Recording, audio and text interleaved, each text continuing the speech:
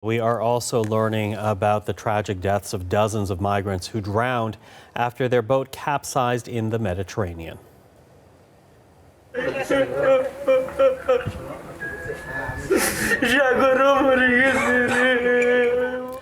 Survivors are sharing gut-wrenching stories of their ordeal. They spent hours in the water before being rescued by the Tunisian military. Their boat was carrying migrants coming from Libya intending to reach Italian shores. There were only 16 survivors. Well, we're now joined by CBC's Rome correspondent Megan Williams for the latest on this story. So, Megan, sad story here. What more do we know about this tragedy?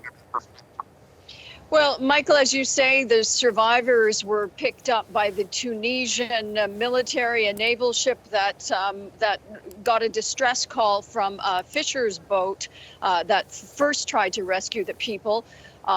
Really, we don't know how many people have died, as is the case often with these ships. The boats rather, is they sink, and unless there are eyewitnesses who know every single person, it's hard to say how many people have died, but the estimate is about 70 people. These are people, of course, who are escaping Libya. We know that Libya is a very dangerous place for migrants. It was before the militia leader, Khalifa Haftar, began trying to attack Tripoli last month. It's become more dangerous because of that.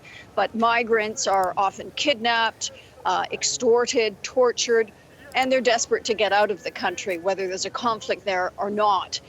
So this was a group of migrants who were hoping to make it to Italy, and most of whom didn't make it. Well, sad details that we are getting today. But you know what's interesting here, Megan, as you talk about the trend line here, there's also another trend that we're watching, because the number of migrants crossing the Mediterranean into Europe, that number has actually dropped, but the number of deaths have been on the rise. Explain that to us.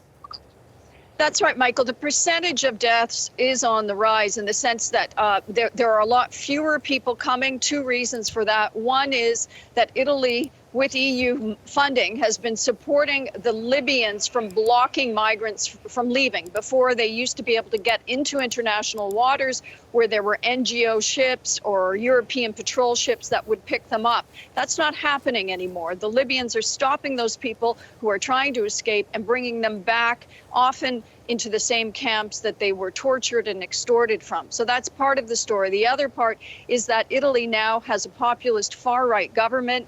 The interior minister here, Matteo Salvini, doesn't want migrants, and he has been launching a campaign against humanitarian rescue boats. Just recently, this week, he allowed one humanitarian rescue boat with 30 migrants on board to dock in the southern island of Lampedusa, but he has sequestered. He's impounded that boat, and he's sending out tweets saying, you know, bye-bye migrants, you're not going to be coming here anymore.